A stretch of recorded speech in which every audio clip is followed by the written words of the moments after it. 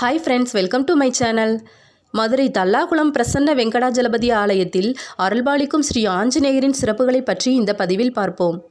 மதுரையில் அமைந்துள்ள ஸ்ரீ பிரசன்ன வெங்கடாஜலபதி திருக்கோயில் தென்னாட்டின் திருப்பதி என்று சொல்லும் அளவிற்கு மிகவும் பிரசித்தி பெற்றதாய் விளங்குகிறது. தமிழக வரலாற்றோடும் ஆன்மீக வரலாற்றோடும் நெருங்கிய தொடர்புடைய நகரம் மதுரை. சைவமும் வைணவமும் தலைத்து ஓங்கி நிற்கும் இடம். அவ்வாறு மதுரையின் பிரதான பகுதியான தல்லாகுளத்தில் இருக்கும் ஆலயம் பிரசன்ன வெங்கடேச பெருமாள் ஆலயம். 17ஆம் நூற்றாண்டில் மதுரையை ஆண்ட திருமலை நாயக்க மன்னரால் கட்டப்பட்ட ஆலயம். இந்த ஆலயம் உருவான வரலாறு பலவாறு சொல்லப்படுகிறது. இங்கு கருவறையின் அருகிலேயே சுயம்பு ஆஞ்சநேயர் அருள்பாலிக்கிறார். இந்த ஆஞ்சநேயர் உக்கிர ஆஞ்சநேயர் என்கிறார்கள். ஒரே கல்லில் உருவான மூர்த்தி இவர். வாளில் மணியும் கையில் தாமரை மலர் ஏந்தியும் மற்றொரு கரத்தில் அபய முத்திரையும் காட்டி அருள்கிறார் ஆஞ்சநேயர். இந்த அனுமன் உக்கிர மூர்த்தியாக அருள்வதால் இவரின் உக்கிரத்தை தணிக்கும் வண்ணம் எதிரே சங்கு சக்கரம் பிரதிஷ்டை செய்யப்பட்டுள்ளது.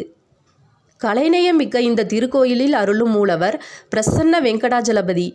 உள்ளே கருவறையில் வெங்கடாஜலபதி நின்ற கோலத்தில் பக்தர்களுக்கு காட்சி தருகிறார். நேராக நின்று தரிசனம் செய்தால் பெருமாள் மட்டுமே காட்சி கொடுப்பார். அருகில் சென்று பார்த்தால் ஸ்ரீதேவி பூதேவி தாயாரையும் தரிசனம் செய்து மகிழலாம். இக்கோயில் உற்சவருக்கு ஸ்ரீனிவாசன் என்ற பெயரும் உண்டு.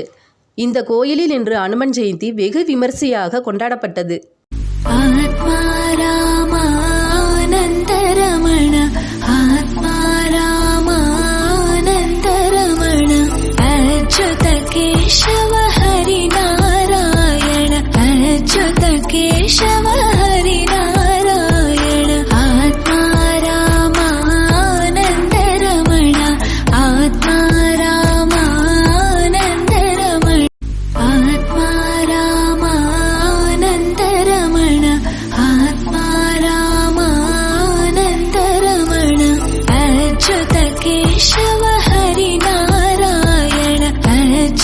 केशव